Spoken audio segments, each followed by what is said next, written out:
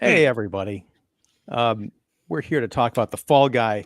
And I'm excited to talk about this with my lovely panel of Earth's Mightiest critics. I think it's going to be a really fun discussion. More fun for me, probably, than the experience of watching The Fall Guy, directed by That's not a David teaser Leitch. at all. That's not a teaser at all. Hey, Ooh. I'm putting it all out there. We got to set the table. I don't want to be here for 6 hours. We're just going to dive 6-minute right into it. podcast. Right. here we go. No, not quite. I mean, to me, the movie felt like it was 6 hours, but anyhow, I'm just putting it out there. So yeah, we're talking about the newest vehicle starring Ryan Gosling and Emily Blunt, hot off of last summer's Barbenheimer. You'd think this is a movie magic formula, a blockbuster in the making. We shall see, I guess. Time will tell, because the opening weekend certainly didn't. It barely crawled to, was it? I don't think it made 28 million. 28 million. Right? They were million. hoping it would cross the 40 million line. This $120 million blockbuster. Now, numbers don't necessarily mean anything, but sometimes they absolutely do. So who was talking about this tonight? Me, Ian Simmons from Kicking the Seat. Mike Crowley, if you'll probably agree, Don Shanahan of Film Obsessive and Every Movie Has a Lesson, and the Cinephile Hissy Fit podcast, Jeff York, The Establishing Shot, Mark the Movie Man Krawcheck, aka the Unknown Movie Man from Social Mark Productions, and I got to give a shout out. She could not join us tonight. Katie Glidewell, the blonde in front, is feeling a bit under the weather, so she's taking some rest. And which is unfortunate, because I know she was going to be perhaps the staunchest of the staunch defenders of this film. So I don't know if we're missing out or if we're sparing her feelings by not subjecting her to our nonsense. But let me just say, I only know the opinion on this movie of one of the other panelists, and that would be Jeff York. The other folks, I have kind of, I don't know if I've seen your reactions, or I haven't paid real attention to them, because I try and go into these things relatively cold. But Jeff, I mean, your take was unmissable. So let's see. Let's start with that one then. I mean, tease that right there. No. I want to go around the table and get the read the room, as it were. So Don, high level reaction to The Fall Guy. The movie is entertaining enough to be fine. It's a good summer blockbuster. You like what you want it to be. You want I know we're talking about the box office fallout, where what do people really want? What are people willing to spend their money on? And is this worth going to theater for? This is a good big screen blockbuster kind of thing, where you can do worse for, unfortunately, $19.99 prices of $4 to $6. But yeah, if you're trying to pull a family of four for a nice soft PG-13 kind of thing that has a little bit of mayhem here, mayhem there, dropping $12, maybe not so much. But for me, the first 40 minutes of the movie, I don't want to say unassailable, but I was damn entertained. I tell you what, the relationship dynamics between Gosling and Blunt played out through Bullhorn, on a movie set, and you kind of you have the little the wrinkle of oh, we need to find our star, all of that can work a little bit. And I don't know the TV show to a T, but it seems like it fits the modus operandi of that, where a guy has to moonlight and do a few other little side things to make things work, even if it's a little bit more intimate as in finding his actual stunt, or his actor double, so to speak. But all that I can work with and put some hijinks ensue action in there. Once a dead body shows up, and now we're oh darn, somebody's dead. Don. Sorry, Don. I know that's in the trailer. You're not a trailer guy, Don, so you wouldn't know. But yeah, that's literally the catalyst in the trailer. So I appreciate me. I didn't watch the trailer, so I get to that part of the movie. I'm oh, so we're killing motherfuckers now. Thanks for the banner. But no, once we get to there, I think the light pitter and banter that could be a fun movie, and you said it in the. This could be a workplace comedy if you just hang around a movie set and watch everyone bust each other's balls, heal each other's little scars, and find and they have the little well, where's our star? This could be easy and breezy fun, and it was for 45 minutes. But once we're covering up dead bodies and trying to sweep things under the rug, and the producer just nothing good's going to come from that. Therefore, we're never, at some point the fun has to end, because it's, even if you save the movie production by the big scheme of chasing the thing, everyone's lives are ruined, because a murder happened on your set. You're never going to get hired again. This is if you want a sustainable thing that could be a small little franchise, or even the TV show where you have a repeatable success kind of fun here, you don't get it because this is a one and done kind of thing. And that's a shame because for a while there, you got something going with good chemistry and 2 good stars. So I was good for half of it. Then I was, lost for the other half. So. Okay, that's fair. Yeah. Sort of similar reactions on my end, but not nearly as rosy. And part of that gets down to the trailer, but we'll talk about that in a bit. Sure. Mark, speaking of the trailer, we talked about this for weeks, how I was really jazzed by the teaser for The Fall Guy. And I was like, I really want to see this movie. I'm excited for it. And you were like, I don't want to watch The Fall Guy. It doesn't look interesting to me. You famously put it to the group in a private chat saying, do I see the Phantom Menace re-release or The Fall Guy? And I said, famously, see The Fall Guy for purely selfish reasons and apologies in advance. Were those apologies warranted, or are you a cheerleader for Gosling and Blunt or Blosling? I loved everything that didn't deal with the romance. And that may sound cold and like a guy angle, but it's the absolute truth is that I never felt the romance between Gosling and Blunt ever. And it's not to their detriment. They tried. The dialogue for them, for their parts, was so clunky and felt so mishandled. I loved this director. My oldest son, who I literally like 10 minutes ago just got back from getting him from college. He graduated from college and all that. He loves Bullet Train. Bullet Train is one of his favorite films. I loved Bullet Train. The action sequence parts of this film, and even I like the plot where with the missing actor, loved all that bits of it. I enjoyed the action, the ridiculous action scenes. Okay, I know what you're going for. I loved all of those bits. When we get to the bits where it's the dialogue and the setup between Blunt and Gosling's characters, it felt so out of place. And also what you guys talk about with the first half of this film and second half of this film, I didn't know what type of film I was supposed to be watching because there's the romance angle, but there's also some of the meta stuff in here that I was like, if the whole film was kind of going for this angle, that's great. But we like we're throwing everything at the wall to see which pasta sticks. And for me, the pasta that stuck was the action stuff, was for him looking into where the missing guy was, the twist, even as convoluted as it was, the twist with the setup of the actor of why he was missing, the whole reason behind that, and the producer being in on it. I loved all of that because if you watch the TV show, and this is what confused me, TV show, it's about a stuntman who moonlights as a bounty hunter. How do you not just run with that idea for a feature film? Would it be so simple? How I forget Ray Fiennes' line from you could God, Mark. Would that it were Mark, so simple? I hate to cut you off, Mark, but I've never seen The Fall Guy. No, I knew that Lee Majors was in it, but I didn't know what the plot. I thought it was just like a stuntman action show. Stuntman / bounty hunter. That sounds great. And I think even if you wanted to play the meta angle, you could do something like with Gosling reprising his role as the driver from Drive, because I mean that's what he was doing in that movie. Well, not the bounty hunting part, but yeah, I'm even angrier now than I was before we. Here we go. And again, it's no fault of your mouthpiece. I like Gosling. I like Blunt. I actually like what they were trying to do. It was nothing with their performances. It was nothing, but it was in part the direction and especially the dialogue. When you get into the romantical dialogue between these two, it felt like they were just stumbling over them, like it was written by someone else who inserted this romance dialogue into this action mystery film, that was having some meta fun. And it sounds bad, and it's not because I don't like romance. I love a good romance. I love Love Actually. I love freaking Titanic. Moulin Rouge is one of my favorite. I am not a cold-hearted guy but there's other ways they could have approached this romance. And the way they do it here, I get it. They were trying to go for the funny, but it just didn't land for myself. It was the parts in between those sections that I loved about this film. So overall, I was entertained.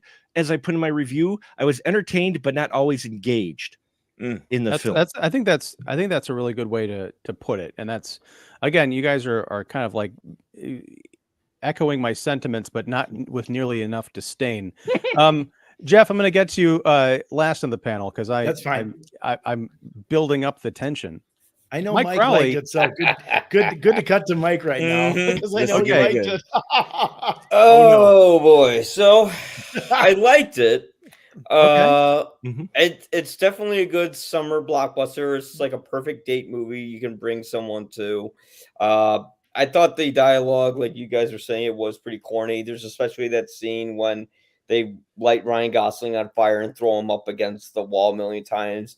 And he's saying to the director saying to him, well, maybe if this actor felt this way, you'd feel that way about me. And they're trying to say, like, it's the other actor doing that. And then Ryan Gosling goes, well, maybe we've spent more time together.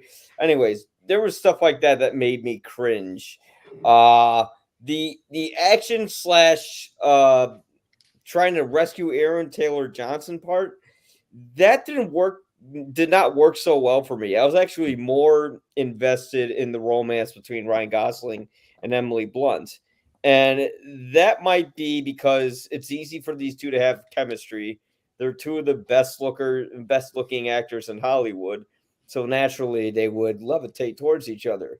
The action, I mean, it was kind of just, it didn't stand out from anything because I think the bar has been set so high from movies like John Wick and Monkey Man that when you see this, it's like, oh, it's another car, flying over something and something exploding.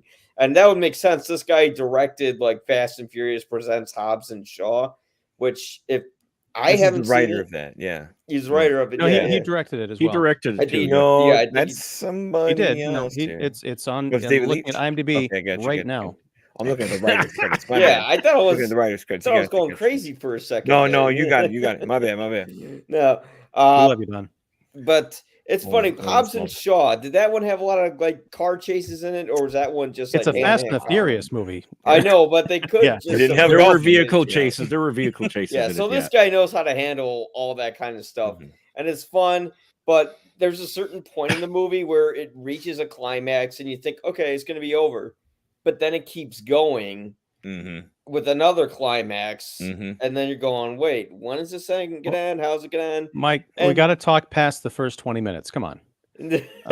No, sorry. Yeah, I mean, some of that dialogue in that scene I mentioned earlier was just absolutely horrendous. So, but it's not dialogue I haven't seen in a million other movies before. It does. I know it's based on a 50-year-old TV show, but damn it, it really does, or 45. It does feel like a lot of it was taken from TV or old, scripts, things that we've seen a million times before. All right, Jeff, let's have it. I think this is the biggest major studio misstep as far as launching a property since Universal failed with the darker version of The Mummy and Tom Cruise. And what I mean by that are a couple of things. For starters, if you're going to do the Fall Guy, and it's a very famous television series that was very popular, ran for 6 seasons in the early 80s, do the show. The thing that made the show fun wasn't that he was a stunt man. We've all seen that. We've all seen the behind the scenes stuff on 1,000 Blu-rays, et cetera, et cetera. The fun of it was that to make ends meet, he had to moonlight as a bounty hunter. And as a bounty hunter, he was able to incorporate Hollywood stunts and gags and things like that into that world. So if you're just in this world, it's not enough. We've been there before, and you better make it damn good. They didn't. Guys, I'm sorry, I disagree with you wholly on this. There wasn't one stunt in there that looked real. It was all shot, edited, color graded, and put together. It looked fake. And I'll give you the biggest start of it and give you a good example of the way they could have done it and should have done it. So we have this big setup where the Colt Seavers character is going up, and we don't know what he's quite doing, but then he does this backwards fall, and he goes all the way down, and that's where he breaks his back.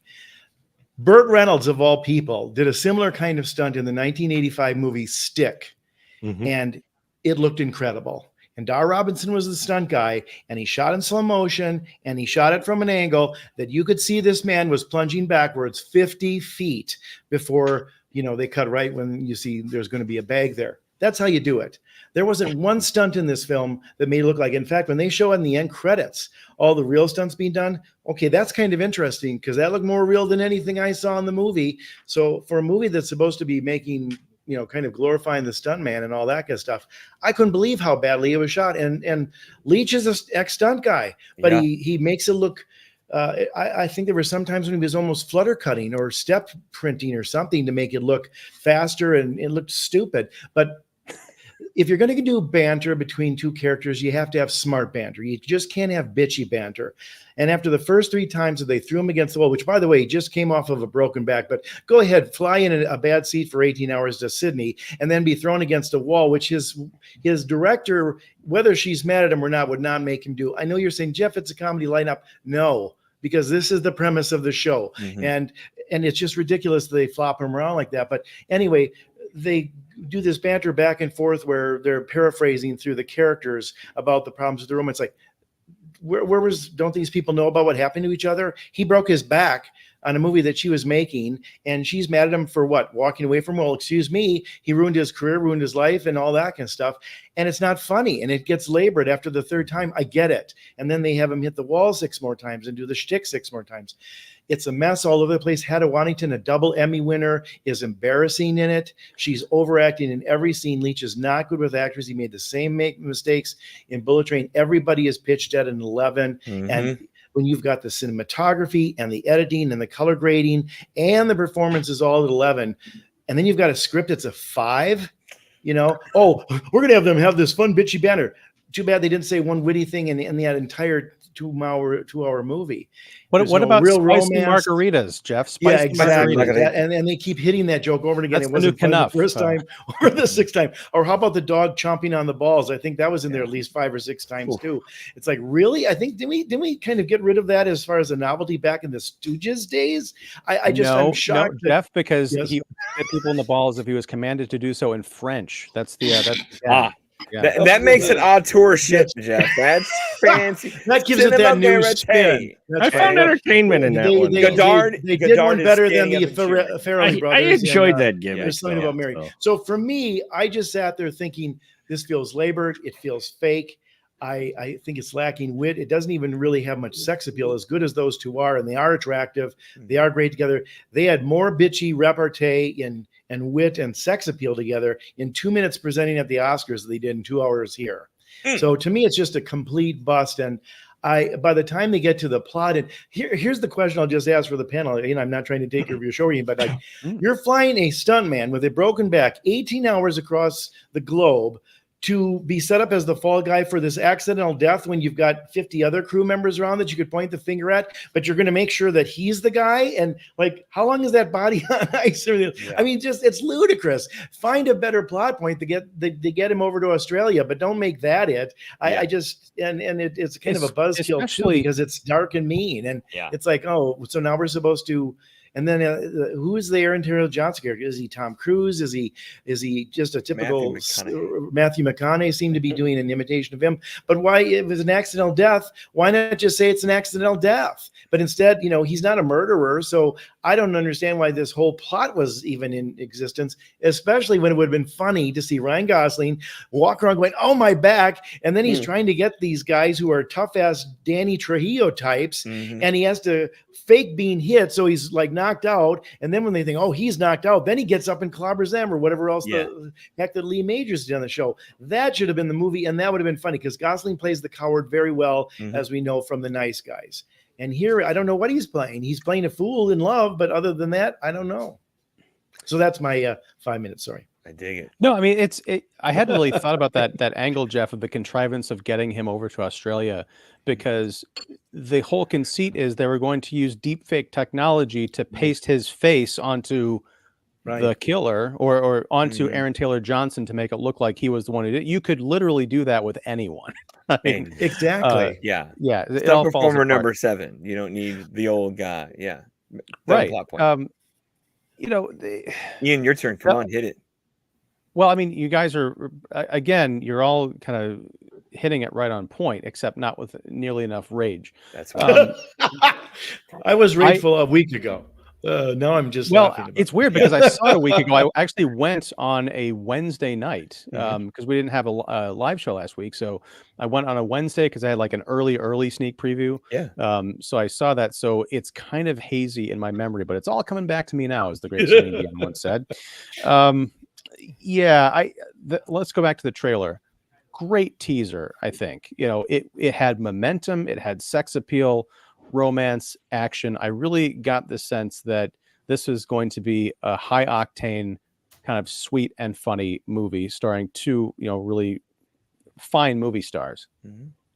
But then I saw the second trailer, and I didn't want to, but I was at some, you know, movie screening because, you know, point of fact, I pay to go see movies now. I used to be, I'm still in the you're Critics like me. Association. Right. But, you know, because of geography and jobs and time and all that stuff, I don't go see the press screenings anymore. So I have to sit through trailers. And so if they decide to take a really tight 2-minute trailer and expand it to, I don't know, 4.5 minutes and show everything in the film that would have been a nice surprise to discover during the screening, then it's just like, I don't know if I want to see this movie anymore. But I was curious, so I did. Now, the whole point of the trailer is these two people are in love. This guy wants to impress this director on this set, but they had some kind of a history together, and so she doesn't quite, you know, she's not digging him anymore. But he ends up being recruited to go after the missing movie star, Aaron Taylor Johnson, who turns up dead in a bathtub, and then there's bad guys chasing him because of what Johnson's character was involved in. All this stuff, very exciting, very cool. It took an hour to get to the point where there is even the dead body in the bathtub. If you had not seen that trailer, it would have been a big surprise. I don't even know if it'd be a welcome surprise. I mean, that was to see this plot point. Because again, it starts off as one movie, and I don't have a problem with, you know, a romantic action comedy. I just think that you have to know what audience you're catering to, because this was way more chick flick than it was action movie. And the dirty little secret is that women love action movies. You know, possibly not for the same reason that guys do, but you know, they're exciting, they're fun, they have, you know, chiseled half naked dudes running around saving the world and sometimes the girl, and that's fun for everybody. But in this case, you know, with that accident that opens the film with Colt Seavers doing a dive backwards off of this, you know, the interior of this tall building, horribly shot, because you literally see him descend and then you cut to black, and then it's like, oh, he's in, you know, physical rehab, you know, 6 months or 18 months later or whatever, and we're told that he broke his back on that and his career was lost. It's all done through voiceover. There is nothing there that should have been a really exciting, intense moment showing this carefree guy who's kind of in love with the girl. He thinks he's best bros with the actor, and his whole career has been great, and he's got this bright future ahead of him. And then tragedy happens. You should have seen the rope snap, or do the wee thing of it, like not catching when it was supposed to catch, and he's falling all the way down. It should have been a terrifying moment, right? It's not. We're told what happened later, and then you're right with the recovery. He gets a job as a valet at this, you know, uptight club, and he ends up doing the thing that has become a trope in superhero movies the last few years, which I think is really distasteful, turning heroes into anti-heroes when we're supposed to think of them as virtuous heroes. He does the thing that Superman did in Man of Steel, where he takes the truck driver and puts his rig up in the power line pole because he insulted him, not because they got in a fight at the bar. It wasn't Superman 2 we're talking about. Captain Marvel, you know, the guy says, you know, why don't you smile, lady? And she ends up like beating him up and taking his motorcycle. In this, the guy makes he's a dick, but he makes some offhanded comments like, hey, you used to be a huge stunt guy, I used to work with you, and what happened to you? And he ends up doing like donuts and stuff around the parking lot and busting up the guy's car. I'm like, I liked this guy 5 minutes ago, but now I don't know who he is. Right. And then when we get to the Australia set, turns out Emily Blunt, who Ryan Gosling thought had requested him by name, she had no idea he was coming. It was all a setup on the set of the part of the senior production, like stunt coordinator guy.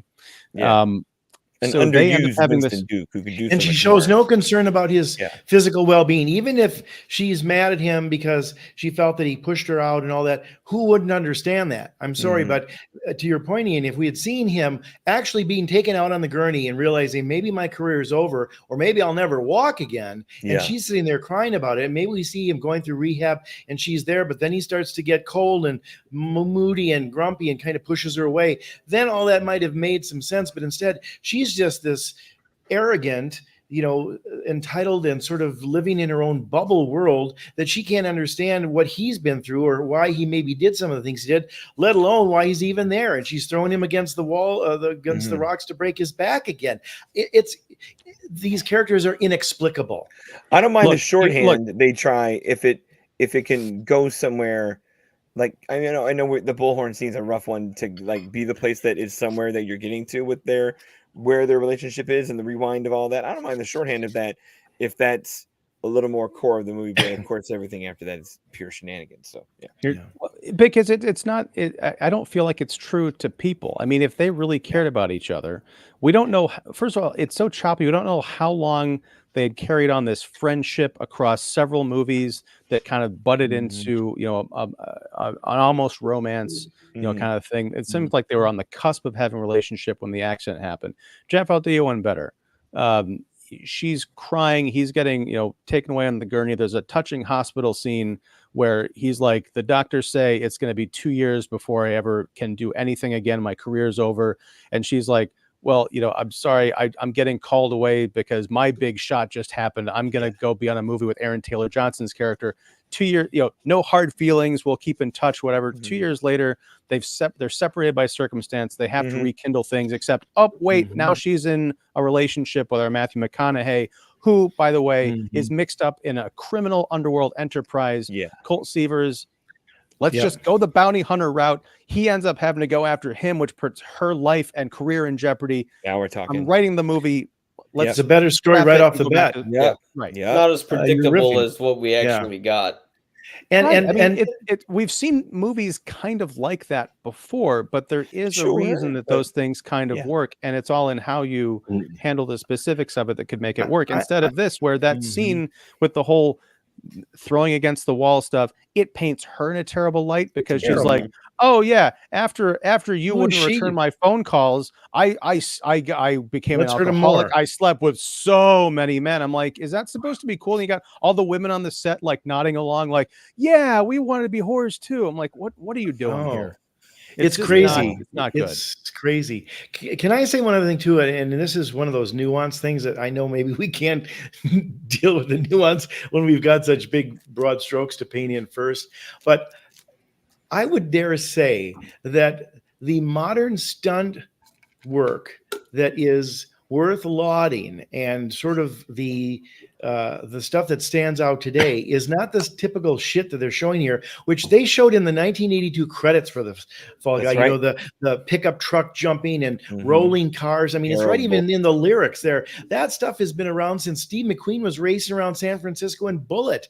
There's nothing exciting or new about any of that. What is exciting and new? 62-year-old Tom Cruise and 63-year-old Keanu Reeves are doing all their own stunts, and they're doing it in 20 to 30-second pieces where we don't cut to show that it's actual choreography. Right. That's what stunt work is today. It's choreography, and it's brilliant choreography because one false move, it looks fake, and you got to start over, and you got to do all the energy at that same pitch for the next take, and that's 30 seconds without cutting too. Things like that would have been more exciting to show as far as representing it and seeing how that is done behind the scenes. But this movie doesn't even have faith in the stunt work they're showing. They have so little faith in behind the scenes movie making that every time they're showing that action sequence in that sci-fi movie, they bring in this, here's what it will look like when it's finished and color corrected and all the sci-fi and CGI is put in there. They don't even have faith in the behind the scenes story that this movie is ostensibly all about, that they say, well, shit, we better show how cool it's going to look ultimately because everybody's going to think this looks terrible and cheap and everybody's wearing rubber masks.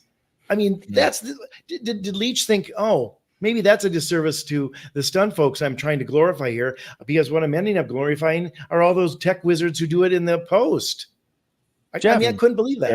Fair wonder. Well, Jeff, listen, I mean, if you wanted, I protest too much. I'm updating the script, the premise. Okay, there you go.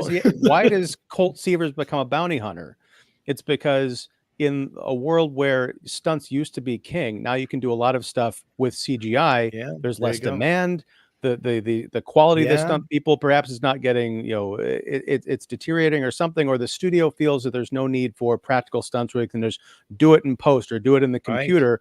And so they cut his hours. He finds he can't support himself anymore. So what? He becomes a bounty hunter. And you know what? Maybe he gets a set decorator to come along with him, because they're doing all that, and now too, they're helping him with those elaborate schemes. See, that would be funny. They set up like cons, and he pretends to get hit and hurt, and she's creating these fake rooms just like they did in The Sting. Remember where they go into the one room and they pretend they're painting it, and then it has to be the that kind of stuff. Would have been hilarious. The unemployed A team from Hollywood. There you go. See, that's funny. The unemployed A team, and then the costume designer or the lighting person sitting around going, I just don't like the lighting here. Shh, we'll worry about that later. You're last on our list. Yeah. Why did I get to watch that movie? There's a workplace comedy version of this that's an action comedy, of course, but there's a workplace comedy version of this that is more meta to the movies, more meta to the more specific versions of movies we're making now. You still pepper the romance, you still have a little Scooby-Doo whodunit kind of thing without murder and mayhem. It doesn't have to go that hard. They probably didn't go there because FX did. Remember when FX came out with Brian Denny and Brian? Oh yeah, that was kind of a similar thing where he was using his SX. Is SF special effects, whatever you call it, to get those guys. But that was also 40 years ago. Nobody would remember that, so just do it. I mean, that's the better story with Ian's story right there. Well, what surprised remake FX? Sorry, go ahead, Mark. What surprised me with the film was just how much of their romance we got before the movie actually gets to the movie part. When I saw the trailer, while it wasn't of interest to me, I thought, oh, okay, they mentioned that they're a fling. So it was a very brief thing. They did have a relationship fling sort of thing going on, and we're going to get that in little bits and pieces of a flashback. At least I didn't expect us to actually focus on a lot of their prior relationship, especially in the beginning of the film. I think that took a bit away from it. I think another angle, if you still want to do the romance angle, do the lost puppy angle, to where you never actually got to where she was acknowledging his feelings. They were just friends on set. He always had the crush, the love.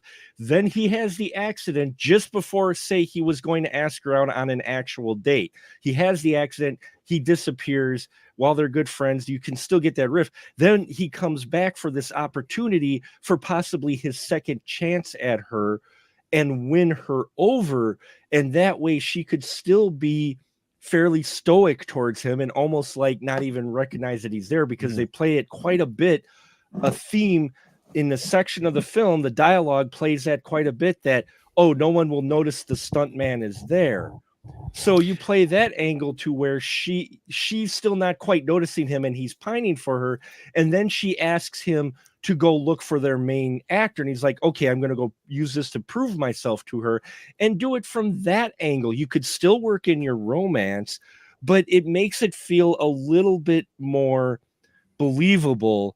And you could even have maybe some of the awkward dialogue work a little better. But the fact that they were supposed to have known each other for so long and you get this dialogue, again, I hate keep coming back to it, but that was the one thing that stuck out to me, was just the way their dialogue and banter was written made me sigh. I'm like, are these high schoolers? I get what they're going for. It fell so Where's flat. the pity? Where's the pity for Colt in this movie? I mean, another funnier idea, just to build off what you're saying, Mark, and maybe what you were saying, Ian, too, is maybe she hires him out of pity because she's still his friend, but she hires him to do all this lame stuff that doesn't really challenge him at all. But then the real adventure and his real danger, physical danger, comes when he's doing the bounty hunter stuff or something else. But I mean, I just am shocked that nobody thinks that this man with those big rods in his back is, shouldn't be there at all. Instead, she's rather using it to work out her angry agenda as a Me Too woman or something. It's like, what in the hell is this movie about?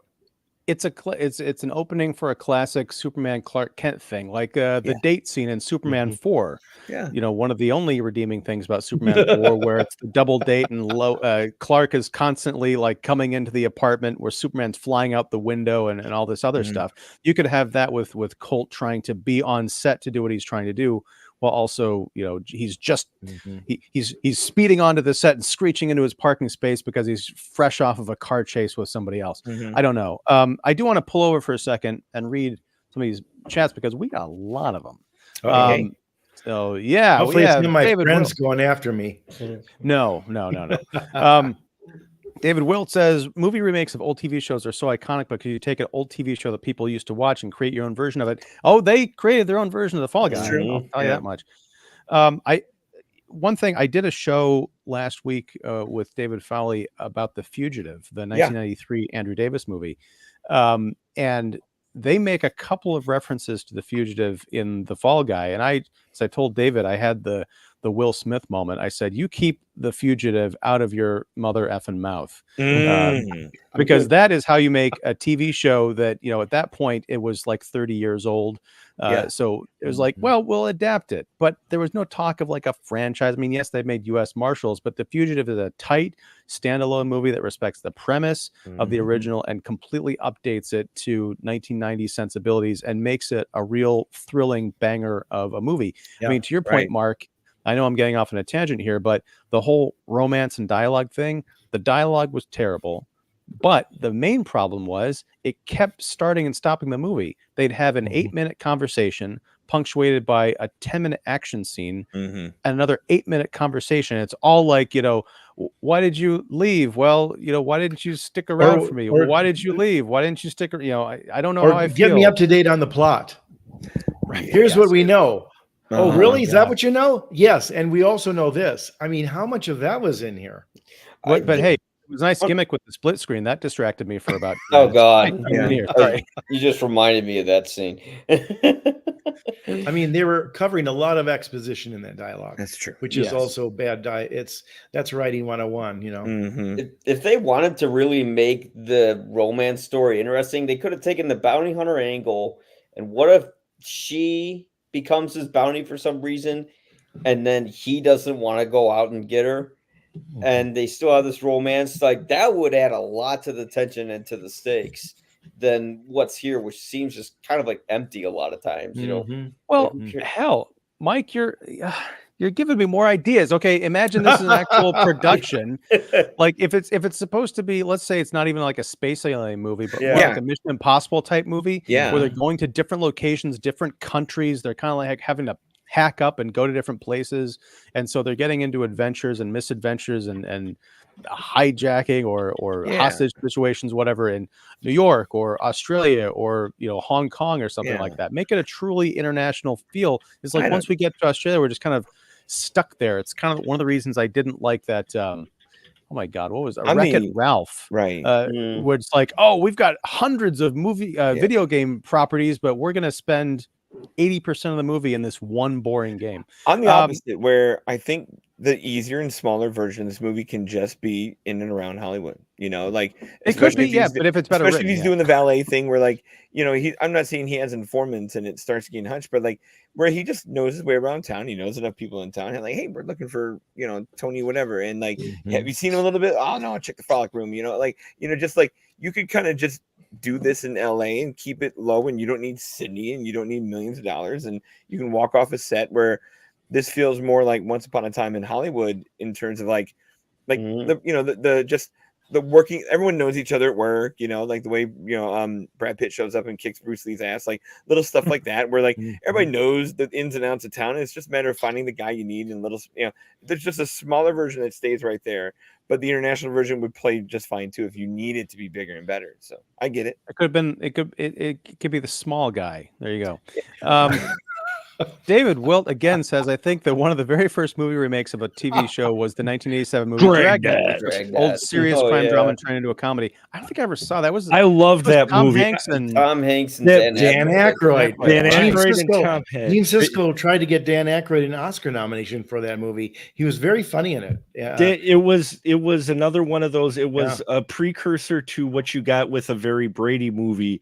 With the Very Brady movie, is that they took the character from the 50s and they put him in modern day. So Dan Aykroyd plays the nephew, I think it is, of Joe Friday. Of Joe Friday. Okay. But he acts like he acts like Joe Friday from the 50s. Yeah, he acts like that guy from the 50s, the way he dresses and everything, and very strict. And everybody else is more 80s cop film. And that was funny. That was hilarious. Because of the way that I love that film. I love the soundtrack. I've got it. I play it often. I'll have to check out Dragnet. I remember it being a thing when I was 10 when it came out, so I had no connection to the show. But no, that's going on the list. Yeah.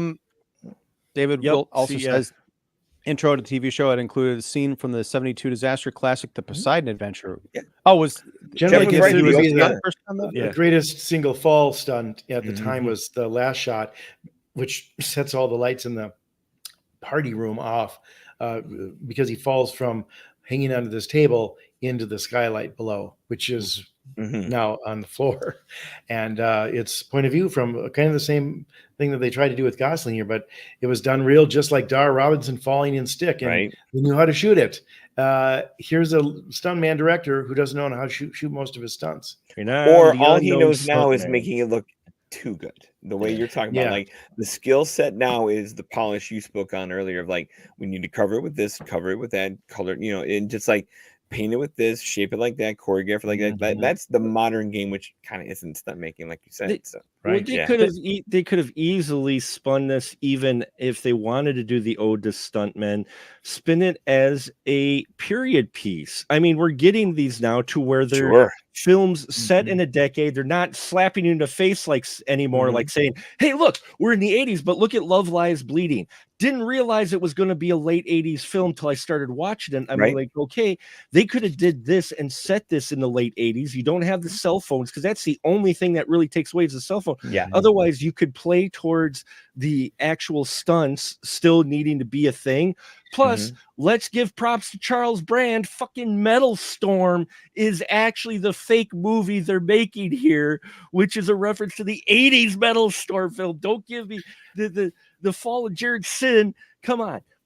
Your basic point, though, Marcus, is a salient one, because even as a sci-fi genre, the computer effects and After Effects would probably be where they'd be creating most of the monsters that are running after them. It's not going to be done with 50 stunt guys with bad rubber faces on and stuff. It's just that's not how those are done. So to your point, if it was a period piece, or like a John Wick movie where, he's got to go into a museum and fight off 30 guys with machetes or swords or guns or whatever, that's where the stunt work is today. It's not in this stuff that you can easily create After Effects.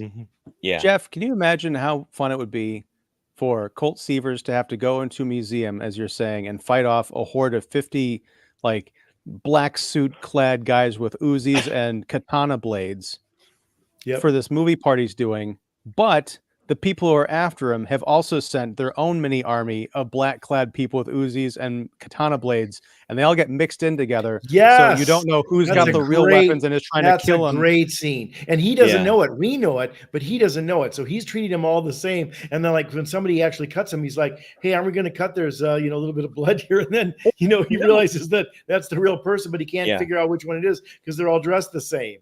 That would be funny. Maybe speaking of the camaraderie, the community of the stunt, the stunt family this movie is allegedly trying to pay homage to. He knows all the people that are on the stunt crew, and he also knows that there's a whole bunch of other people he doesn't recognize. So he's trying to protect the people that he knows in this melee, all Terminator 2 style. Like, I'm not going to let this person get, I'll shoot this guy in the head, but this other guy won't get shot. And I don't know what I'm talking about. This movie has been described as a love letter to stunt films, and I say, like most love letters, they are poorly written. All right, so If that's love, I'd hate to see hate. Sujiwa, eating my tuna sandwich, half of it, from Stop One Deli before I start my indie film news show in a bit. So dropping by for a bit of this show. Well, thank you. Hopefully it will inspire you. Fall Guy from the 1980s. That's like 100 years ago, before the French Revolution. Thanks. They might as well remake the Citizen Kane Man movie. I want to see Citizen Kane Man. What is that? A guy like his emblem is a sled. Apparently, this is the Old Man Club show. That's cool. Ladies are busy. Listen, Mike is not that old. Yeah, You'd be surprised. Not like the rest of us here, Mike. Man, I never felt so old when somebody at work said, "Oh, John Hughes, he makes old movies." Like, those are the 80s. It's like, yeah, that's 50 years ago. And he's dead. Right. But no, okay. And also, your comment about the ladies, Sujiwa, if you had been here since the beginning of the show, not like the beginning of time, that's been the other you would know that we had plans for Katie to come on, but she's not feeling well. So, and she's a huge defender of this movie, so I'm kind of glad she's not here to see this evisceration. Or maybe she would have put us to shame with her knowledge. The people were busy watching Cosmic Disco Detective Renee on YouTube, not the Fall Guy at theaters at 200,000 plus views now. Woohoo! Yes, congratulations on that runaway success. And he pops in here with a super chat. Thank you very much. $10. Wow. Damn. Keep up the good work. Thanks for reading all of my many comments in past shows. Good panel. I think that's a dig at the fact that this came in a long time ago, so you probably had no confidence we were ever going to read these. But good panel. Thank you. That's $2 each for the 5 panel members. All right. Put it all in one place, boys. Yeah. That workplace comedy version is like Mission Impossible movies, doing masks, lighting sets, etc. Yeah, exactly. Yeah. You can go that easy with it. It doesn't have to be complicated. Emily Blunt as love interest. Okay, I guess. Frowny face. I mean, she's the most overqualified karaoke singer we can all agree on. Like, well, and that's what you do as a director when you get a lucky break at 4 o'clock in the afternoon. Is you go and you don't have anything to prep for the next morning. I mean, I know they're going to say, well, people don't want to watch that. It's like, but you're making a movie about movies, and you don't even trust us to watch the scene without having to show it as finished CGI. It's just absurd. I mean, that's where you want to talk to the guy and say, you are a stuntman, right? Because you realize that insults what you're showing of the stunt work. Right. And on top of it, insults Phil Collins' classic "Against All Odds." I love that song unabashedly. I love the music video, and I had heard someone say that it's a great there's video. an homage to "Against All Odds" in this movie. I didn't realize they were just talking about they played the song in like kind of a mashup, montage thing. Yeah. The music video for the 1982 movie with Phil Collins is more exciting than this movie, especially the car chase scene with James Woods and Jeff Bridges. No, thank you. Maybe a good regular actress like that lady from Summer Nordic Bear movie may have been better. Yes, Florence Pugh. Yes. What's this? Midsummer. Midsummer. Yeah. Oh, gotcha. Sorry. I like Summer Nordic Bear movie though. That's better. And that sounds like Arnold's take on it. Yeah. Summer Nordic Bear movie. Florence Pugh. She must have farted a lot. Her family is a long line of farters. There's a bear pew in the woods. Anyway, I think I like the idea of Emily Blunt swapping places with Florence Pugh, because then you'd still have the Oppenheimer connection.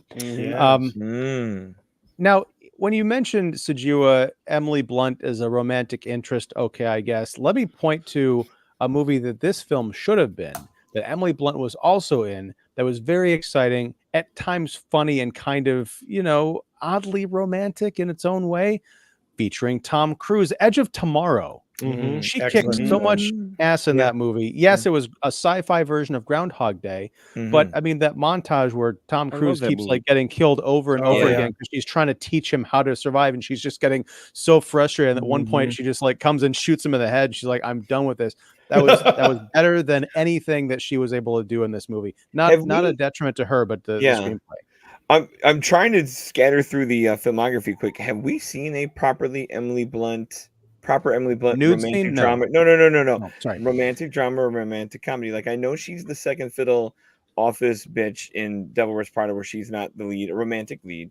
Mary Poppins is pretty chaste. I don't think she's got a rom-com on the resume that kind of says, "Whoa, that's the attainable thing I'm looking for." I don't think she's got one.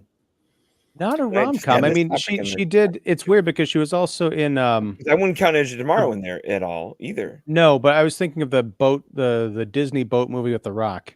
Oh, Jungle Cruise. Jungle Cruise. Yeah, I mean, but see, that one is really again, they're not really romance either. It's, it's more like Sam and Diane fighting, but there's no Sam and Diane loving. She was in A Wild Mountain Thyme. That's an awful movie if you've seen it. It's rough. But I mean, that's the closest. If you want to talk about a romance film, looking at her filmography, I don't see one. Her later stuff, her earlier stuff, maybe a little bit more. You got your sister's sister, the young Victoria, or it's hidden again. Like a Justin Bieber with Damon is a sci-fi movie first, a couple movies second. But you also bring up an interesting point in the idea of romantic comedy or adventure romance, as this is, and maybe ostensibly the Jungle Cruise movie was as well. They seem to be pulling their punches on the romance part. Even though you have the female lead and supposed to have all this chemistry and stuff, these two spend most of this film explaining the plot to each other. And there's very little sense of real romance or connection to them. And then when they finally do kind of get on the same page, he keeps saying, and we're going to beat the shit out of him, right? And so you don't have it even there. And it's like, I don't know if they thought, well, the young 11-year-olds out there aren't going to go for that. But where the heck is this supposed romance between these two? When they get the opportunity, they don't do anything with it either. I found the one. I mean, hell, 2012, 5-year engagement. The follow-up with Siegel to Forgetting Sarah Marshall. Like, that was the one romantic lead she did. And it was a bomb. There was a follow-up to Forgetting Sarah Marshall? Not it was the same director. His second director. His next movie. Yeah. Oh, okay. I thought it was this. I'm like, what? No. That's a lot. That's 12. Forgetting the Sarah Marshall follow-up. Yeah. Following Sarah Marshall. We talked about on this show. We talked Romancing the Stone. We talked about a while ago. That's the kind of chemistry you need. The action adventure romance. Yeah, so good. It's weird because David Leitch, he directed. I'm not the hugest fan of the Fast and the Furious movies, but I really had a lot of fun with Hobbs and Shaw, and I really loved Deadpool 2 more than I liked the first Deadpool, honestly. And I'm like, but I didn't like anything really about The Fall Guy, and I think it has to come down to the screenplay. Because those other two movies they're fun, they're kinetic, they're witty, they're dark when they need to be. This movie just was just all gloss and surface, and it was almost like they were trying to parody summer blockbusters by making a really bad one and constantly making references to other movies that I wish I were watching instead of this one. It has no identity. It's kind of like the 2000s, honestly. All we can do is reference other pop cultural tent poles or mile markers instead of coming up with our own. I want to just acknowledge Petty's back in the house with a super chat. Thank you very much, Petty. Greetings to all. Mark, this one's for you. The best thing about the movie is Jean-Claude. The dog steals the movie. I like the dog bit. I like the dog bit. I liked it the first time. The fifth time, I was like, just If only he had stolen the movie and run away with it 10 minutes into it and never returned. He kind of reminds me of the dog from Once Upon a Time in Hollywood. Yeah, he went for the nuts too. Yeah, that's right. They could at least have called him Chopper and told him to sick balls. I don't know. That's just Edge of Tomorrow is great. There you go. A movie we can all agree upon. Oh yeah. Yes, and a movie I need to watch again. I saw that once, and I think I've owned it twice, like on DVD and Blu-ray, but I haven't revisited it since, what's that, 10 years ago now? By this point. Yeah. My goodness. All right. I'm just checking my notes here. Yeah, I don't have anything else to say about this movie. I do. Okay. It was brought up earlier.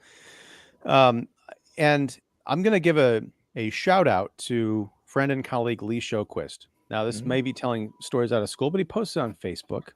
So I guess that's somewhat public, yeah. He was talking about what a revelation Hannah Waddington was in this movie. And he's like, I've never seen her before. I don't know what she's in, but she was amazing in The Fall Guy. She was not. She was atrocious in this movie. And he said that he had never seen Ted Lasso, the Apple Plus TV series, which is where most people came to know and love Hannah Waddington. And I think I would dare say if he were to go and watch that TV show, even just 2 episodes, not even 3 seasons, watch what she does with that character. Yes. And then go back and watch The Fall Guy again and tell me that this is not an embarrassing, like not even a step backwards. This is doing Ryan Gosling's fall at the beginning of this movie and breaking the back of her career. Embarrassing. She's wearing a funny wig, oversized glasses. She's like, Britty Brittning it up and all that stuff. Like, you said there's no character.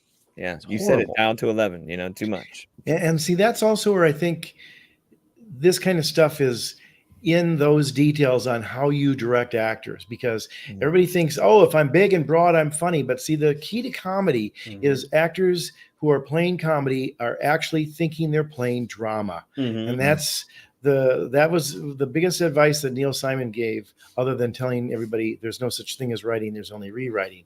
But he said, when I write comedy, even though they're saying funny lines, they can't be aware that they're saying funny lines. And it has to be really dramatic and important. And that's why, like, just for example of California Suite, it worked because Jane Fonda was angry as hell in her part, and Maggie Smith was frustrated and forlorn in her part, and they played it as a drama. They said some very funny lines, and they got the best reviews for it, and Maggie Smith got the Oscar. Richard Pryor and Bill Cosby played the out-of-towners playing tennis, and they're running after each other with tennis racks, which should be funny enough. And on stage it was, because you had 4 actors who weren't really known for comedy doing it, and instead you've got Cosby and Richard Pryor going and all that kind of mugging shit. And that's what Hannah Waddington did here. Every line she's like, oh, I'm just doing it with my, and it's like, that's Leitch going, you know what, you're going to be funny because you're so funny in Ted Lasso. Do that here. And it's like, that's not what she does in Ted Lasso. She plays that straight. And she plays it dramatic.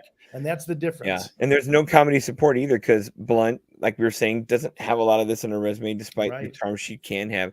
Gosling normally is, Captain Charisma, but it can't just be him, Maybe your Winston Duke best friend character needs to be, a cheeky comedy guy, not Winston Duke from Us and from Black Panther, Like, I know he's a very gifted actor who can do a lot of things and sing his own little heart out too, but but this isn't the spot to have him either. You need some backup here that could swing comedy. You need good old-fashioned character actors, not just a collection of stars.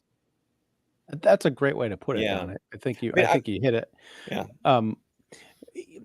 Again, I think it goes back to the script, which Sidua jumps in saying, writing good scripts, especially comedy, is very difficult. All caps. I couldn't agree more. Can't just improvise that stuff on set. Yeah. I think this goes back to something that I kind of hate when people say about a comedy or a blockbuster, oh, it looked like they were just having so much fun on set. I'm like, I don't want you to have fun on set. I want you to be there to put in the work, to read the lines, to deliver the performance, because oftentimes when it comes to these movies that are describing like that, I'm watching and thinking, I'm glad someone's having fun with this movie, because I'm not. This is dreadful. And I felt the same way about The Fall Guy.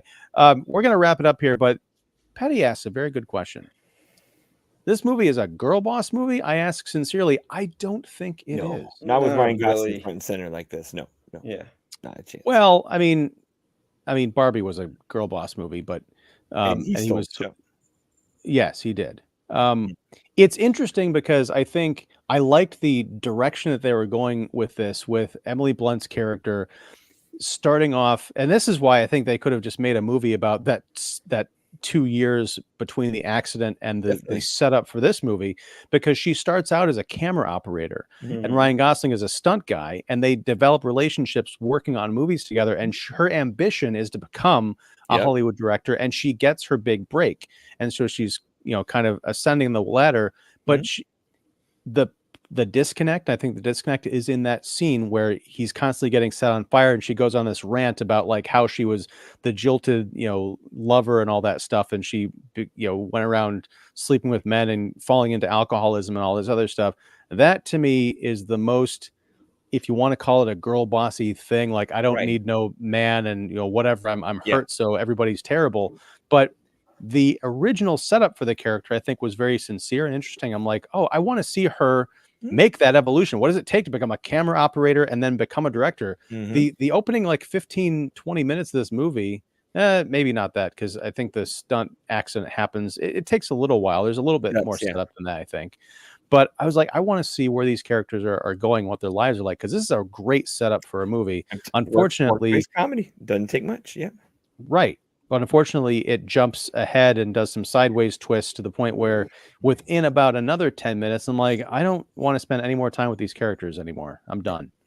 So, yeah, I don't think it's a quote unquote girl boss movie. I think I can see how you might get that impression, but it's more nuanced than that. But it's also not good enough to recommend to watch something like that. Pardon my comment in this, and I'm hoping it's not taken the wrong way. This needed a female writer to go over the script, yes, sir, and look at how it was written. And the reason I say that is watching. I'm not saying it has to be written by a woman. No, I'm not saying that. But what I am saying is that it needed to be, because, and maybe it's just me because I watch a lot of indie films, a lot more than most people. You can tell dialogue that was written by a female script writer and a guy writing a woman's parts most of the time. Now, there are exceptions. I'm not going to say that it's 100, but most of the time you can tell, and it's usually in the conversation part of it. I'm not saying the whole thing, but in conversation parts, you can tell when a woman has had input on the script, because the conversation feels at least a little bit more natural. It did not feel like that with the conversations between Ryan Gosling and Emily Blunt. It did not feel like this was a relationship conversation. This goes back to, and Jeff, and I hope you don't mind my little shill showing, when we talked about it in Monday night, when we talked about Young Frankenstein. And why Young Frankenstein dialogue worked is because, for what you were saying, they wrote the dialogue and they played it fairly straight, but it was funny because of the situation either it was in or just the way it was possibly delivered. But it was still handled fairly straight, but there's humor in handling the straight dialogue if you direct it properly. And here, I mean, what got me with the trailer, which was, there's a dead guy in the bathtub. Oh, he was dead. He was so dead. I'm like, what kind of dialogue is that? And that was him. 12-year-old boy dialogue. But that conversation that they have in the truck when he was crying to Taylor Swift music and they were going back and forth, that conversation did not feel like a natural conversation between two ex-folks who still have feelings for each other. It felt like a guy writing, oh, this is going to be so funny if we felt like dialogue for Owen Wilson and Vince Vaughn. Yeah. Yeah. You know, it did not feel like what they were going for naturally. Mark's it was very bro. Yeah, Mark's right though. Get collaboration in the writer's room. Call Nicole Hall Center to give you a polish when you're done. You know, somebody like that. Go get somebody to kind of once over, because the improvement in Emily's character would come through. The improvement in Holly Waddington's character would come through, because, like, you know, hey, she can't be dialed up. Like, you can't tell me a female writer wouldn't tone that down. Make it more nefarious, make it more sneaky and less extra, look, you know? No, I gotta slightly disagree with you guys. It all comes down to who you can't just say get a female writer in there, because female writers wrote Birds of Prey. And I happen to like Birds of Prey, so that's not going to be an argument for me. I will die on that. Man. No, Birds of Prey is a bullshit man-hating girl boss movie. If I ever saw one. I love Birds of Prey. You know what? If you're going to make a girl boss movie, which this isn't going to be a girl boss movie, you got to hit them in a little bit. No, you don't. I mean, if you're gonna make a movie, you got to hate on women a little bit, Don. How does that? No, that sounds terrible.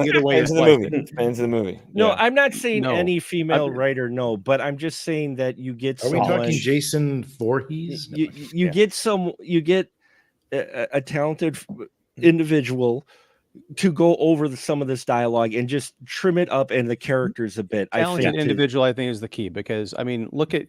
I hate to go back to this movie, but you can go back to the Terminator, the original with Linda Hamilton. James Cameron, worked on. He wrote the script with. I think Gail Ann Hurd was the producer. I don't remember if she had any kind of. But she was very influential on all that. She was very influential. Yeah, right. But she probably here's the thing. co-wrote it. Yeah, not getting credit. It's entirely possible. But to me, I think the key here is that it felt like it was a guy writing a movie that he thought women would want to see, and I think that's a very different thing. And I think that goes back to the rhythm that I was talking about. With there's way too much fighting. We got to break for 10 minutes and have a conversation about our feelings. And like, no. And wait a second, Petty. Yes, a mess I made with the question. Bringing it. No, it's a good one. It's a very interesting question. Ian was trying to bring the show to an end, but thank you, Petty. Movies are long. Great dialogue is needed. This is two climaxes too long. Perfect. This could be 15, 20 minutes shorter with ease. Yeah. Skip everything about the boat and just jump right to we need to get them recorded on set. Just skip all that shit. And for the record, I usually like it when a movie has two climaxes at the very least. Sorry, that's I'm thinking of Edging of Tomorrow. I'm thinking of Gasper Noah. You know what? Come again? Hey, that's the one. It's the sequel to Love. Oh, good thing Katie's not here. Okay. She could take it and dish it out and make us all feel like want to go. Wait, no, I'm not saying that at all. You see, you took it in a completely. Wow, Don. Okay. I'm gonna have to clip this out of the live stream. Can I do that? No. Anyway, that will not be your clip on Instagram tomorrow. Yeah. Welcome to cancellation, everybody. Anyway, I think that's a good place to leave it. I appreciate you guys hanging out and talking through the Fall Guy with me.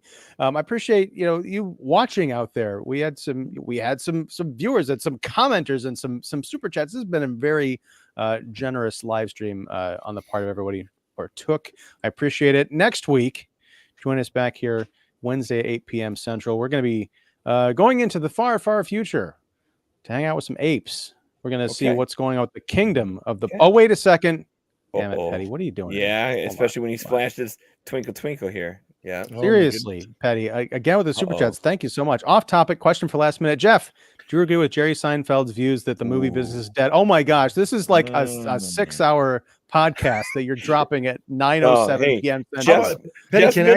Jeff's middle name is succinct. He's got this. He's got this. Okay.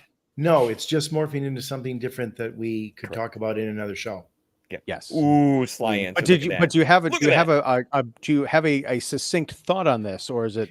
Yeah, I don't think it's dead. I think it's changing and evolving, and it's maybe not going to look exactly like we think it's going to look, or should look, or did look, but it will still be there. But I think it's going to look very different in a couple of years, and we're already starting to move in that direction. So the old way of doing movies, or the old movie look and sort of business, is kind of dissipating, but it's still going to be around, but in a different sort of form. Yeah, and it's up for that show. And Petty, I'll add. Yeah, that'd be a good show. Petty, I'll add an addendum to Jeff's statement. You're talking about the guy who made the movie about Pop-Tarts. Talking about that is the movie business dead.